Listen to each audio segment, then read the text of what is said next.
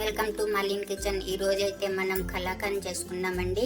మనం లీటర్ పాలతో మనం చేసుకుందామండి. మనం స్వీట్ తినాలంటే మనం ఇంట్లోనే చేసి పిల్లలకి పెట్టొచ్చు, మనం తినొచ్చు, ఎవరి బంధువులు వచ్చిన వాళ్ళకైనా చేసి పెట్టొచ్చు. అంత బాగుంటుందండి, టేస్టీ సూపర్గా ఉంటుంది. ఈ కలాకండ్ అయితే మీరు తప్పకుండా ట్రై చేయండి, చాలా బాగా టేస్టీగా ఉంటుంది.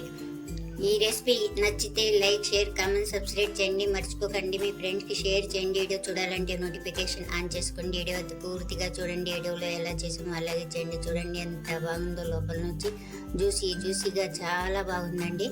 మీరు తప్పకుండా ట్రై చేయండి. ఈ రెసిపీకి టార్గెట్ 50 లైక్స్ అండి. తప్పకుండా లైక్ చేసి ఫుల్ వీడియో చూడండి, బాగా చూసేయండి.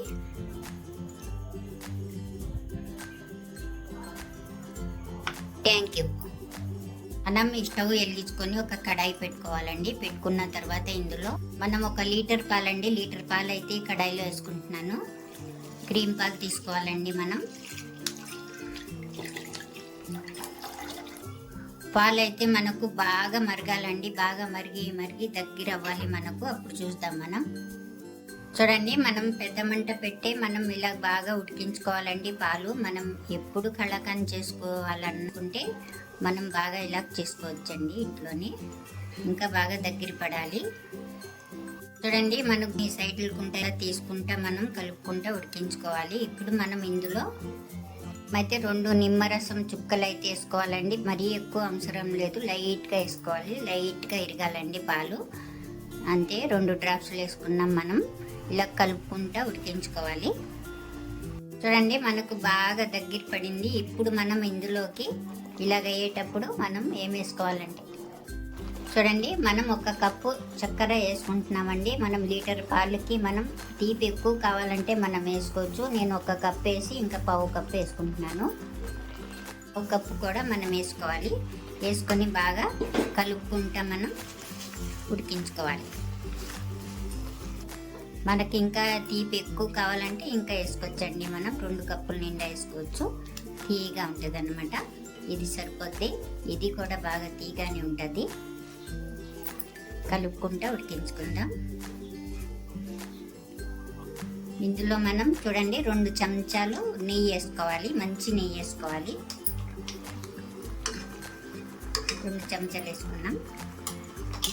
బాగా కలుపుకుంటా మనం కింద అడుగు అంటుకోకుండా మనం కలుపుకుంటూ ఉండాలి.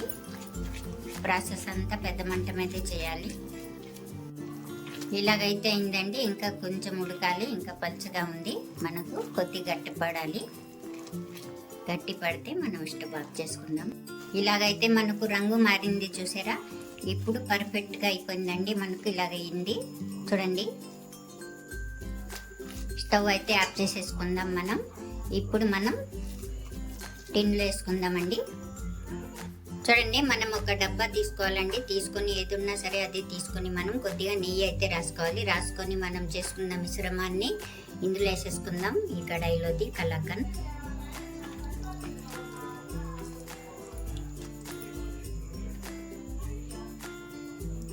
ఇలాగ వేసేసుకోవాలండి. వేసుకొని మనం బాగా సెట్ చేసేసుకుందాం. ఇలాగ వేసుకున్న తర్వాత మనం పక్కన పెడతామండి. చల్లారిపోయాక మనం కట్ చేసుకుందాం. అంటే మనకు చల్లారిపోయింది. మనం ఇప్పుడు ఒక ప్లేట్ తీసుకోవాలండి. తీసుకొని ఇందులోకి చూడండి ఇలాగైతే వచ్చేసింది. మనం కట్ చేసుకుందాం ముక్కలు. మనకి ఏ షేప్లో కావాలంటే ఆ షేప్లో మనం కట్ చేసుకోవచ్చు. మనం ఇలా కట్ చేసుకున్నామండి ముక్కలైతే. నేను అంతే అండి, ఎంతో టేస్టీ అయిన కలాకండ్ అయితే మాకు రెడీ అయిపోయింది. ఈ కలాకండ్ మీకు నచ్చితే లైక్ చేయండి.